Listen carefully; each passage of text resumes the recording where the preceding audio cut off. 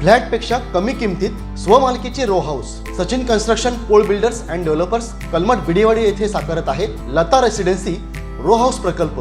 Kankavli police station पासून अवघ्या हाकेच्या अंतरावर 3 BHK 2 मास्टर बेडसह 1100 स्क्वेअर फूट RCC बांधकाम, Jaguar concealed plumbing fitting, modular kitchen, सागवान फ्रेम दरवाजा, स्वतंत्र असेसमेंट, सेपरेट वॉटर मोटर, 60% काम पूर्ण, मोजकेच रो हाऊस शिल्लक। साईट पत्ता मनोरमा पार्क बिडेवाडी कलमठ। स्वतंत्र बंगलो, घराचे दर्जेदार बांधकाम निर्धारित वेळेत खात्रीशीर करून मिळेल।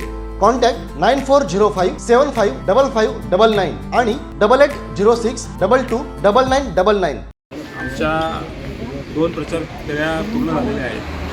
वार्ड क्रमांक 17 मधल्या कनकनगरमधल्या 2 फेऱ्या पूर्ण झालेल्या आहेत आणि आज आम्हाला जेव्हापासून चिन्ह मिळालेलं आहे नारळ, तेव्हापासून लोकांचा प्रतिसाद जो आहे तो खूप मोठ्या प्रमाणात आणि चांगल्या प्रमाणात मिळत आहे।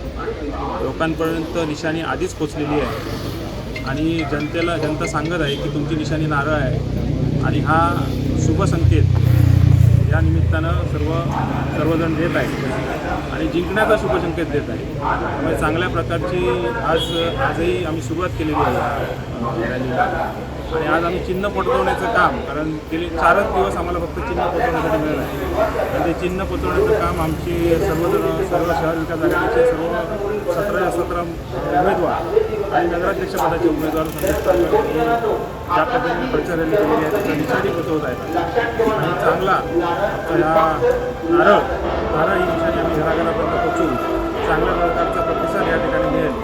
वार्ड क्रमांक 17 मध्ये आमचा जवळजवळ 12 वर्ष संपर्क आहे आणि 12 वर्षाच्या संपर्काच्या आधारावरती आम्ही नक्कीच विजयी होऊ अशी आम्हाला खात्री आहे। तुम्ही बघत असाल की चांगल्या प्रकारचा प्रतिसाद कनकनगरवासियांचा जवळजवळ महिनाभर मी या ठिकाणी प्रचाराच्या रॅल्या, वैयक्तिक भेटीगाठी या संदर्भात मी भेटीगाठी घेत आहे आणि प्रत्येक मतदारापर्यंत पोहोचण्याचं मी काम करत आहे आणि काम करत असताना चांगला प्रतिसाद या ठिकाणी देत आहे।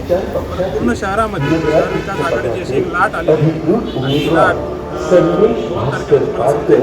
चांगल्या प्रकारचा विजय निश्चित झालेला आहे, लोकांनी हा मनावर घेतलेला आहे आणि तुम्हाला माहिती आहे कशा प्रकारची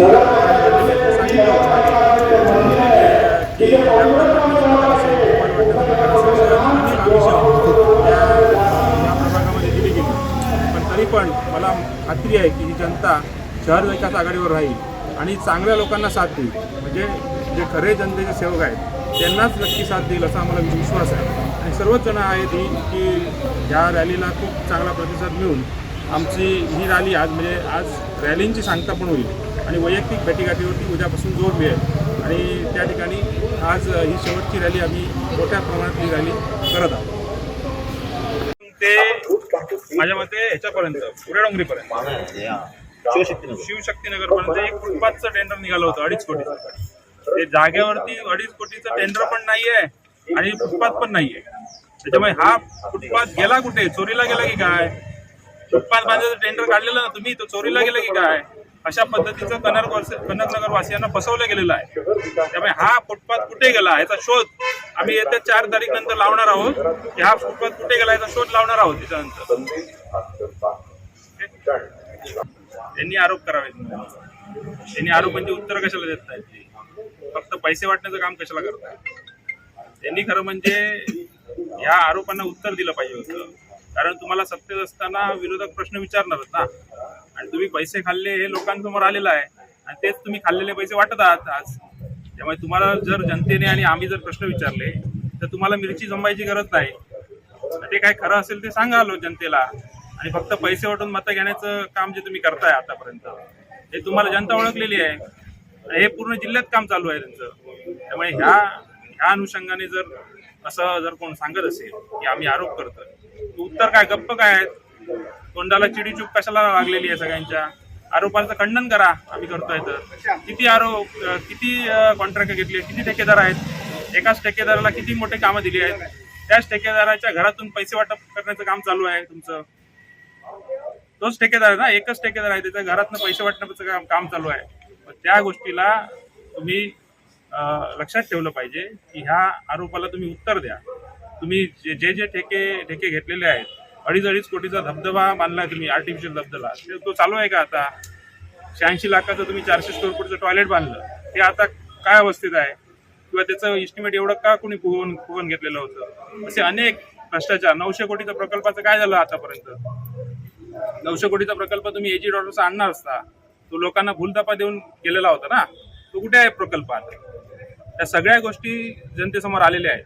तुमच्या भूलथापांना जनता बळी पडणार नाही आता, आणि तुम्हाला घरी बसवल्याशिवाय राहणार. तुमच्या प्रभागामध्ये विरोधी उमेदवारांकडून आमिष दिली जात असल्याचा आरोप तुम्ही केला होता. नेमकी काय आमिष आहेत आणि मतदारांना पैसे वाटपाचा आरोप होत असताना तुमच्या प्रभागामध्ये नेमकी किती रक्कम दिली जात असल्याचं तुमचं म्हणणं आहे? आता सगळे जिल्ह्यानेच सांगितलेलं आहे किती रक्कम.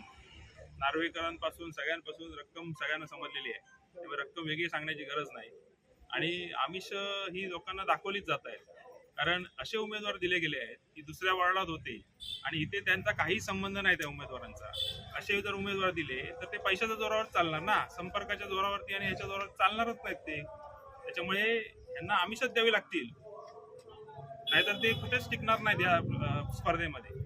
त्यामुळे ही आमिष दाखवून सुद्धा जनता आमच्याबरोबर आहे हे मी तुम्हाला ठामपणे सांगतो. ताज्या अपडेट्स आणि ताज्या बातम्यांसाठी आजच सबस्क्राईब करा आपला Sindhudurg digital news channel. Like करा, शेअर करा, कमेंट करा, आणि महत्त्वाचं म्हणजे बेल आयकॉनला क्लिक करायला विसरू नका.